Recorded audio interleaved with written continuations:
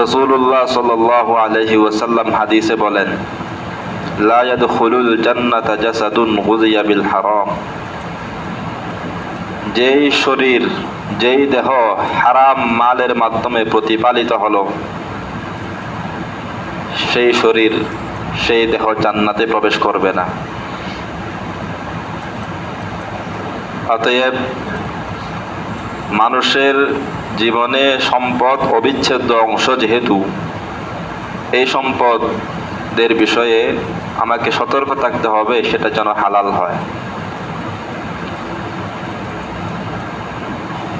তো সম্পদ উপার্জনের হারাম পন্থাগুলোর মধ্যে সবচেয়ে নিকৃষ্টতম একটি পন্থা হলো সুদ।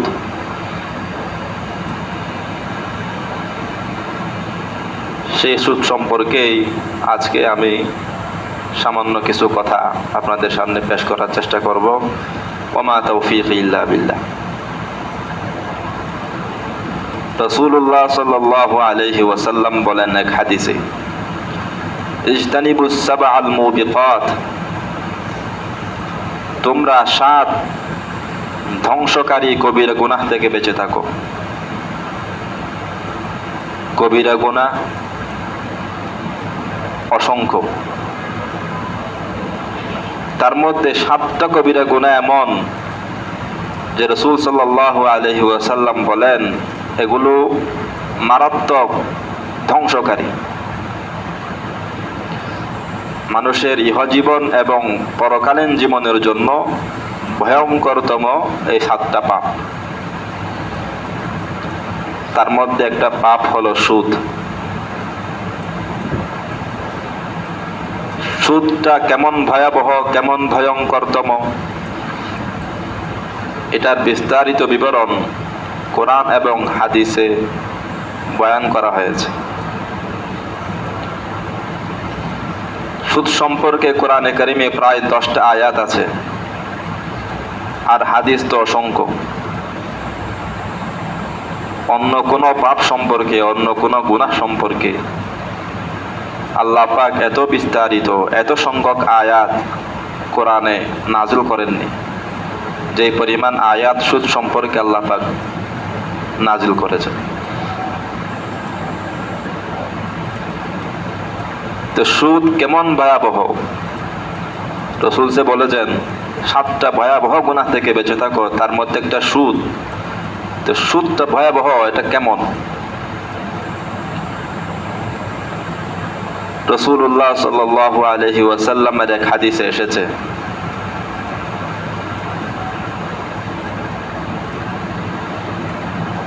আর রিবা 70 বাবান,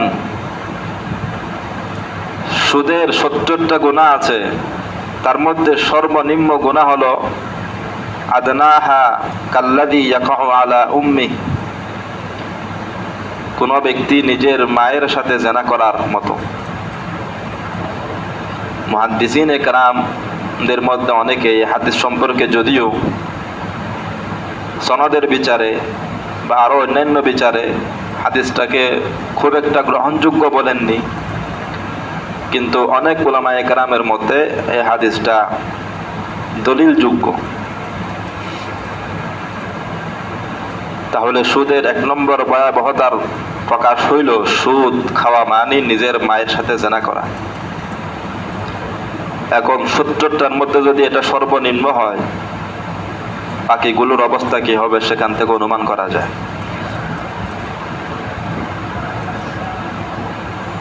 2 নম্বর,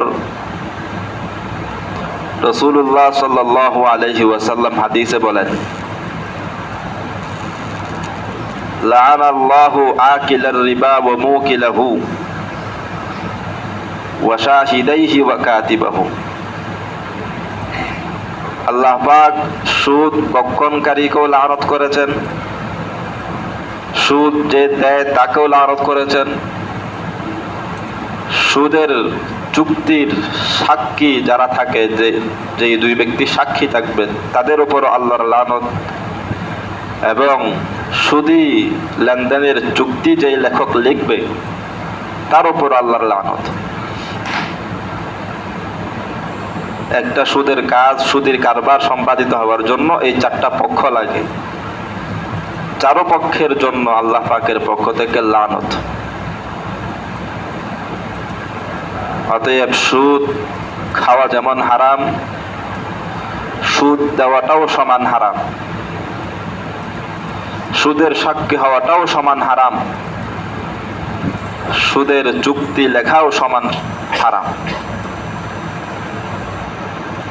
এজন্য উলামায়ে কেরাম বলেছেন ব্যাংকের চাকরি করা, সুদী ব্যাংকের চাকরি করা এটা হারাম।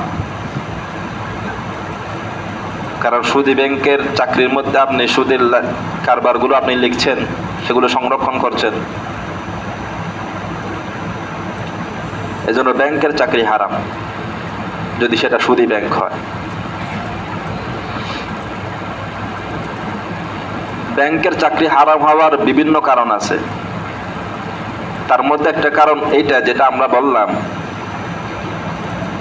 যেহেতু আপনি সুদী লেনদেনের সাক্ষী হচ্ছেন কিংবা সেটাকে সংরক্ষণ করছেন, লিখছেন, হাদিসে সেটাকে লানতের কারণ বলা হয়েছে, এই কারণে এটা হারাম। অতএব এটার উপার্জনও হারাম।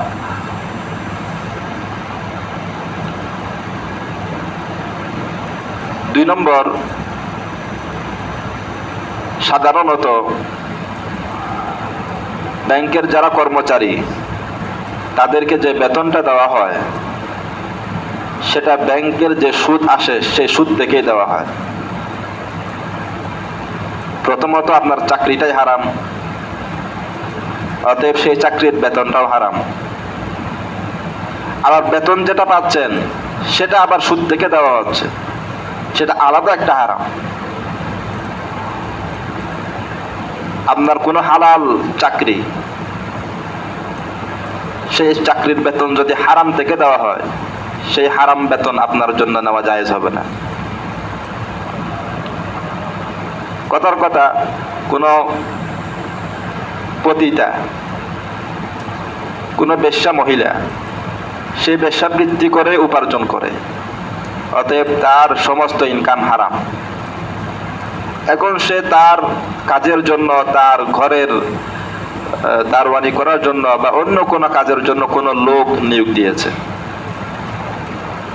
সেই তার নিয়োগকৃত চাকরকে, কর্মচারীকে বেতন যেটা দেয় সেটা হচ্ছে তার ওই টাকা, যে টাকা সে পতিতাবৃত্তি করে উপার্জন করেছে।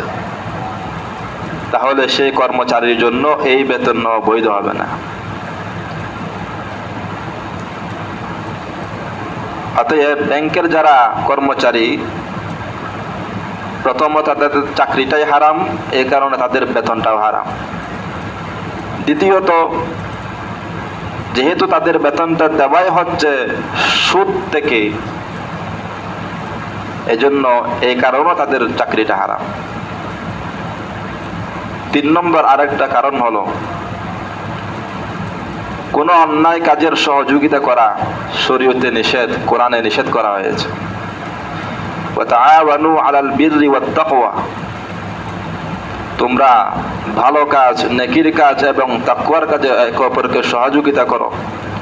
ওয়ালা তাআওয়ানু আলাল ইসমি ওয়াল উদওয়ান, অন্যায় কাজ, পাপের কাজে তোমরা একে অপরকে সহযোগিতা করবে না, নিষেধ। অতএব ব্যাংকের চাকরি করছেন মানে আপনি সুদী কারবারের সহযোগিতা করছেন, এই কারণেও আপনার এই ব্যাংকের চাকরি করা হারাম। অতএব যারা এখন ব্যাংকের চাকরি করছেন, উলামায়ে কেরাম তাদের ব্যাপারে বলেন যে আপনি চেষ্টা করুন, মনে প্রাণে চেষ্টা করুন যে আপনি এই চাকরিটা ছেড়ে দেন। যদি এখনই সামর্থ্য থাকে, এখনই ছেড়ে দিলে আপনার খুব একটা অসুবিধা হবে না, এখনই আপনার ছেড়ে দেওয়া উচিত। যদি অবস্থা এমন হয় এখনই ছেড়ে দিলে আমি বিপদে পড়ে যাব, তাহলে আপনি চেষ্টা করতে থাকুন, অন্য কোনো হালাল চাকরি খুঁজুন। যখনই হালাল চাকরি পেয়ে যাবেন, ব্যাংকের চাকরি ছেড়ে দিবেন।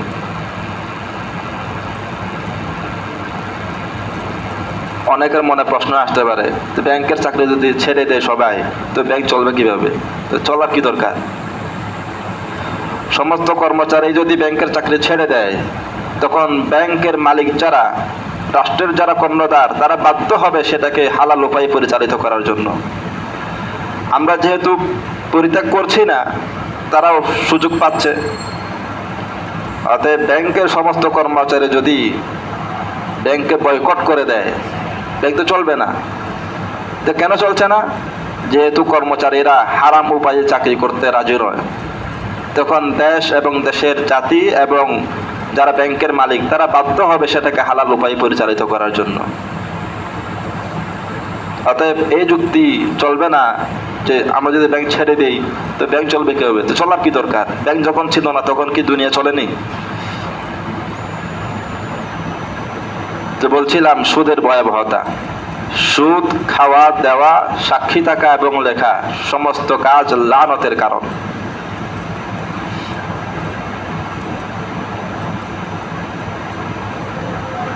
আল্লাহ পাকও সুদের ভয়াবহতা সম্পর্কে কোরআনে পাকে বয়ান করেছেন।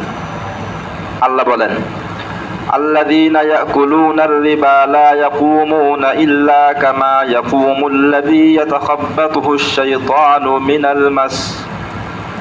কিয়ামতের ময়দানে সুদখোরেরা কবর থেকে যে হাসরের মাঠে উঠবে, তখন তাদের অবস্থা হবে ভূতে ধরা ব্যক্তির মতো।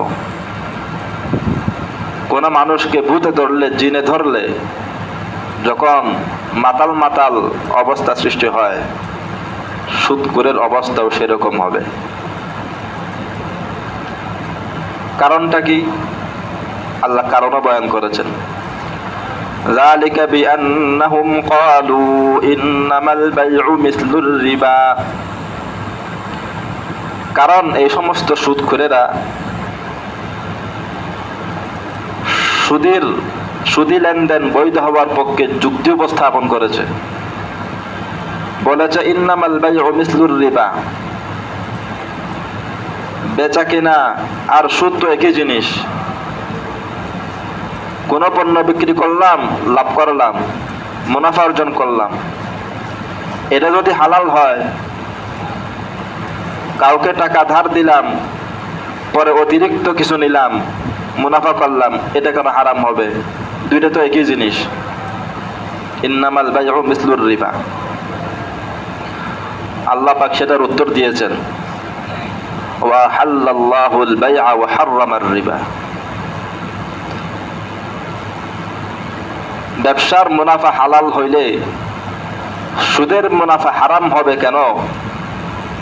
এই প্রশ্নের উত্তর আল্লাহ পাক দিয়েছেন, ওয়া হাল্লাল্লাহুল বাই'a ওয়া হাররামার রিবা। আল্লাহ ব্যবসাকে হালাল করেছেন, সুদকে হারাম করেছেন, আর কোনো কথা নেই। এটাকে বলা হয় মুফাসসিরিনে কেরামের ভাষায় হাকিমানা জবাব। হাকিমানা জবাব নয়, হাকিমানা জবাব। আল্লাহ বলেছেন ব্যবসা হালাল, তাই হালাল। আল্লাহ বলেছেন সুদ হারাম, তাই হারাম। কোনো কারণ খোঁজার দরকার নাই। সমস্ত সৃষ্টিকুল আল্লাহ পাকের গোলাম, তো গোলামের কাজ মনিবের আদেশ পালন করা। আদেশের পিছনে কি যুক্তি আর কি হিকমত সেটা খোঁজা মনিবের, গোলামের কাজ নয়। সুদ কেন হারাম সেটা বুঝে না আসলেও আমাকে হারাম বিশ্বাস করতে হবে। সুদ কেন হারাম বুঝে আসলেও আমাকে হারাম বিশ্বাস করতে হবে। এটার নাম ঈমান, এটার নাম ঈমান বিল গায়ব। আল্লাহ পাক বলেছেন, ওয়া তাম্মাত কালিমাতু রাব্বিকা সিদকান ওয়া আদালা। আল্লাহ পাকের সমস্ত সংবাদ চূড়ান্ত সত্য। আল্লাহ পাকের দেওয়া সমস্ত বিধান চূড়ান্ত ইনসাফপূর্ণ। আল্লাহ পাক কিছু বিষয় সংবাদ দিয়েছেন, সংবাদ মিথ্যাও হতে পারে, সত্যও হতে পারে, কিন্তু আল্লাহর সংবাদ চূড়ান্ত পর্যায়ে সত্য। ওয়া তাম্মাত কালিমাতু রাব্বিকা সিদকা ওয়া আদালা। আল্লাহ পাকের দেওয়া সমস্ত বিধান চূড়ান্ত ইনসাফপূর্ণ। অতএব সুদ হারাম আল্লাহ ঘোষণা দিয়েছেন, এটাই ইনসাফ। আমার মগজে ধরুক আর না ধরুক, আল্লাহ পাক কেন হারাম করেছেন এটার পিছনে যুক্তি কি? কোনো যুক্তি পেশ করেন নাই।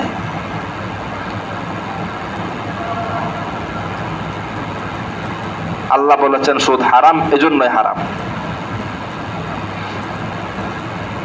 আমার বুঝে আসলে মানবো, না বুঝে আসলে মানবো না, এটা হইল কুফরি, এটা হইল শয়তানি চরিত্র। শয়তানও এই কাজ করেছে। আল্লাহ বলেছেন আদমকে সিজদা করো, আল্লাহর হুকুম।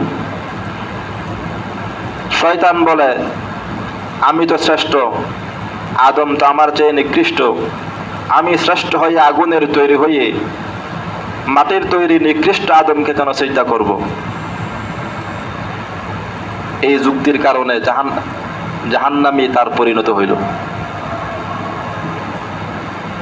অতএব সুদ কেন হারাম?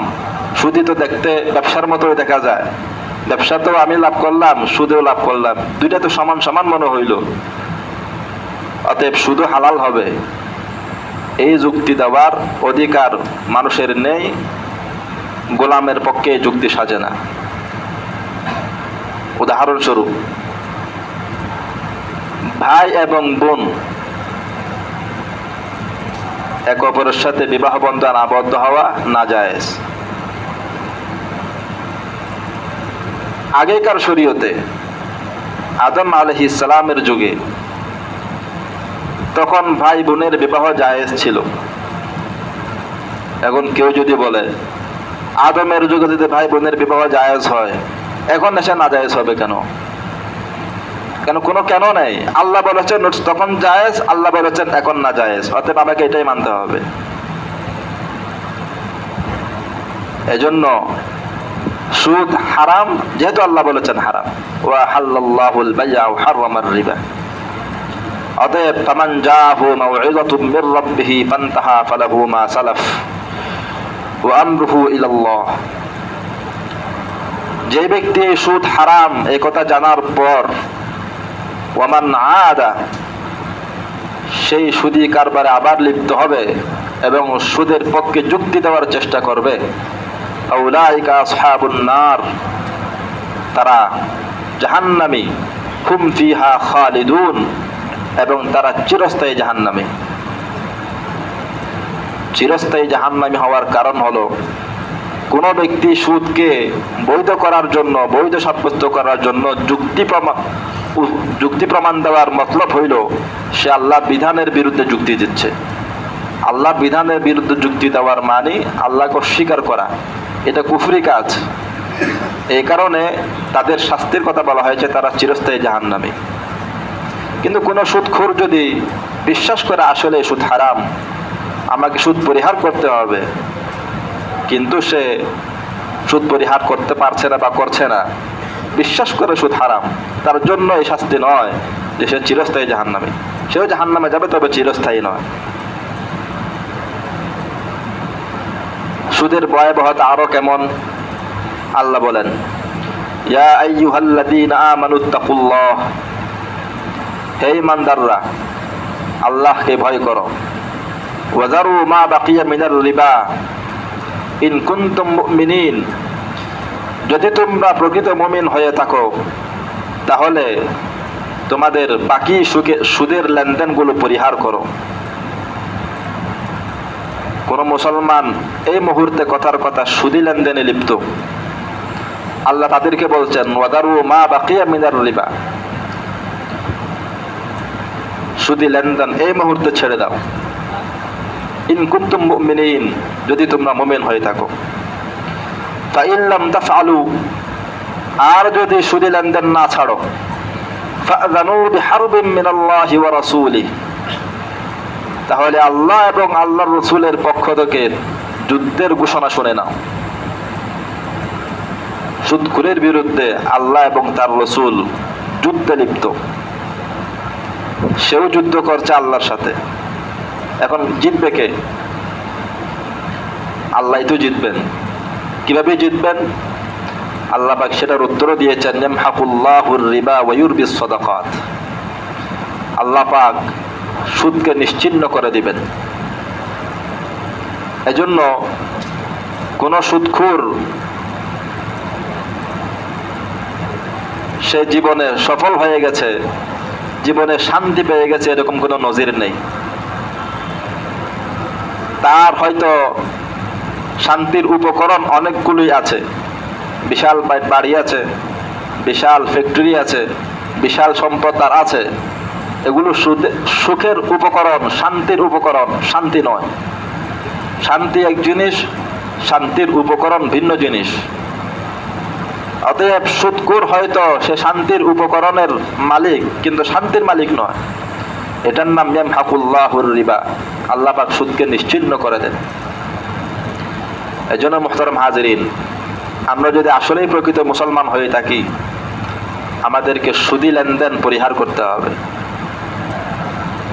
আপনারা হয়তো অনেকেই শুনেছেন বা জেনেছেন যে পাকিস্তানে উলামা ইকরামের মেহনতে সুদকে রাষ্ট্রীয়ভাবে নিষিদ্ধ ঘোষণা করা হয়েছে এবং 2028 সাল থেকে তারা সুদমুক্ত ব্যাংক পরিচালনা করবে। আলহামদুলিল্লাহ বললেন না? তা আমরাও আমাদের সরকারকে এই দাবি জানাবো যে তারাও যেন সুদকে নিষিদ্ধ করার কানুন, আইন তারা পাশ করেন। সুদ সংক্রান্ত কয়েকটা মাসালা বলে আমি শেষ করছি। আমাদের দেশের মানুষ বেশ কিছু বিষয়ে সুদে লিপ্ত, অনেকে হয়তো জানেও না যে এগুলো সুদ। তার মধ্যে একটা হলো বন্ধক রাখা। 1 লাখ টাকা ঋণ নিলাম, এখন তাকে আমার একটা জমি বন্ধক দিলাম। এই যে জমি বন্ধক তাকে দিলাম, ঋণদাতা জমি বন্ধক নিল, এই বন্ধকি জমি থেকে ঋণদাতা কোনো প্রকার সেটাকে উপকার সেখান থেকে নিতে পারবে না। সামান্য উপকারও যদি সেখান থেকে ভোগ করে সেটা সুদ হবে। হযরত ইবনে মাসউদ রাদিয়াল্লাহু তাআলা আনহুর কাছে এরকম মাসালা আসছে যে এক ব্যক্তি 500 দিরহাম, 500 দিনার কাউকে ঋণ দিয়েছে।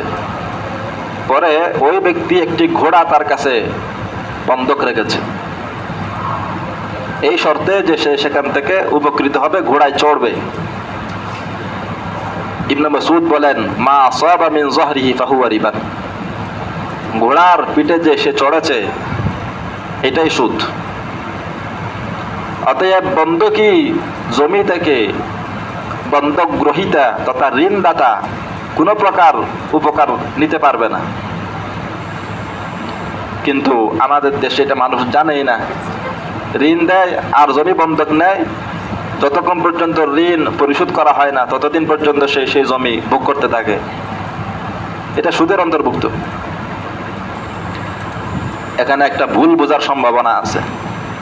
কোন কোন আলোচক ভিডিওতে বলেছেন, এজন্য বলছি। উনি বলেছেন যে কিতাবে আছে ইল্লা আন ইয়াজানাল মালিক, যদি বন্ধকি বস্তুর যেই মালিক তথা ঋণ গ্রহীতা, যে ঋণ নিয়েছে সেই তো ওই জমির মালিক মূলত, সে যদি অনুমতি দেয় তাহলে নাকি ভোগ করতে পারবে। কিতাবে লেখা আছে অনুমতি দিলে ভোগ করতে পারবে। আসলে কথা ঠিক, অনুমতি দিলে ভোগ করতে পারবে। অনুমতি বলতে কোন অনুমতি? স্বতঃস্ফূর্ত অনুমতি, চুক্তিভিত্তিক অনুমতি নয়। অর্থাৎ বন্ধক দেওয়া হয়ে গেছে, এখন বন্ধক দাতা অর্থাৎ ঋণ গ্রহীতা নিজ থেকেই কোন চুক্তি ছাড়াই নিজ থেকেই বলছে ঠিক আছে বা আপনি আমার জমিটা নিয়েছেন, এটা আপনি ভোগ করেন, অথবা আমি আপনার কাছে যেই একটা মোবাইল বন্ধক রেখেছি আপনি ব্যবহার করেন, বা আপনাকে আটটা কিছু দিয়েছি সেটা আপনি ব্যবহার করেন। এটা হলো স্বতঃস্ফূর্ত অনুমতি। স্বতঃস্ফূর্ত অনুমতি দিলে সেটা ভোগ করা যায়। কিন্তু আপনি চুক্তিভিত্তিক যদি শর্ত করেন যে তোমাকে 1 লাখ টাকা ঋণ দিলাম, তুমি আমাকে একটা তোমার জমি বন্ধক রাখবে, এই জমি থেকে আমি এই 1 বছর পর্যন্ত তুমি যতদিন আমাকে ঋণ না দিবে, পরিশোধ না করবে, ততদিন পর্যন্ত আমি এটা ভোগ করব, এই শর্ত সাপেক্ষে যদি অনুমতি দেয়, এই অনুমতি দেওয়াও না জায়েজ এবং সেই অনুমতি সাপেক্ষে ভোগ করাটাও না জায়েজ। কিন্তু আমাদের দেশের মানুষ এই সুদে লিপ্ত।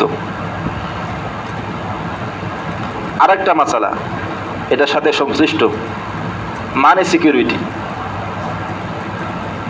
দোকান ভাড়া দেয়, এখন এটার বিপরীতে মানি সিকিউরিটি রাখা হয়, অগ্রিম টাকা নিয়ে নেওয়া হয় আর কি। এখন অগ্রিম টাকা সেটা কি জন্য নেয়? মানি সিকিউরিটি। এখন এই মানি সিকিউরিটি যেটা নিল, সেটা কিন্তু দোকানের যে মালিক, ভাড়া দাতা, সে সেটাকে বুক করে। তো এটা বুক করার জন্য শর্ত আছে, বুক করা জায়েজ হবে যদি সেটা অ্যাডভান্স হয়, মানি সিকিউরিটি হলে চলবে না। অর্থাৎ আপনি যদি সেটা অগ্রিম ভাড়া হিসেবে নেন, তখন তার জন্য আপনার জন্য সেটা ব্যবহার করা বৈধ, যদি আপনার মালিক হয়ে গেছেন। কথার কথা, দোকানের ভাড়া আপনি 1 বছরের জন্য দিয়েছেন, এখন মাসে 10,000 টাকা করে ভাড়া আসে। আপনি অতিরিক্ত আগেই 50,000 টাকা নিয়ে নিছেন। তো কি হিসেবে নিলেন? যদি আপনি অ্যাডভান্স নেন, অর্থাৎ যেই ভাড়াটা আসে 1 বছরে, সেই ভাড়ার থেকে আপনি অ্যাডভান্স নিয়ে নিলেন, অগ্রিম ভাড়া নিয়ে নিলেন। অতএব এখন প্রতি মাসে তো 10,000 টাকা করে দিতে হবে, তা আমি 8,000 টাকা করে দিব, মানে প্রতি মাস থেকে 2,000 টাকা করে কমতে থাকবে। এই হিসেবে যদি আপনি অ্যাডভান্স নেন, তাহলে সেটা তো আপনি ভাড়া নিছেন, তা আপনি তো ভাড়ার মালিক, অতএব আপনি ব্যবহার করতে পারেন, কোনো অসুবিধা নেই। আপনার সম্পত্তি আপনি ব্যবহার করবেন, কোনো সমস্যা নেই। কিন্তু যদি আপনি সিকিউরিটি মানি নেন, অর্থাৎ ভাড়া তো 10,000, প্রতি মাসে 10,000ই দিবে, আবার চুক্তি শেষ হয়ে গেলে আপনি সেটাকে তাকে ফেরতও দিয়ে দিবেন, তো মাঝখানে আপনি এই সময়টা 1 বছর পর্যন্ত সেটাকে বুক করতে থাকবেন, এটা আপনার জন্য জায়েজ হবে না। কারণ মানি সিকিউরিটি মানে আপনি সেটাকে বন্ধক রাখলেন, টাকাটা বন্ধক রাখলেন মূলত। এটা শরীয়তের পরিভাষায়, ফিকহের পরিভাষায় সেটাকে রেহানই বলা হবে। তো রেহান যেটা, বন্ধকি বস্তু যেটা, সেটা আমানত। তা আমানতের বস্তু থেকে উপকৃত হওয়া জায়েজ নেই। এই কারণে এই সিকিউরিটি মানি এটাকে ব্যবহার করা জায়েজ হবে না। তো ব্যবহার যদি করতে চান, আপনি অ্যাডভান্স হিসেবে চুক্তি করেন। আল্লাহ পাক আমাদেরকে বুঝার, আমল করার তৌফিক দান করেন। ওয়া আখিরু দাওয়ানা আলহামদুলিল্লাহি রাব্বিল আলামিন।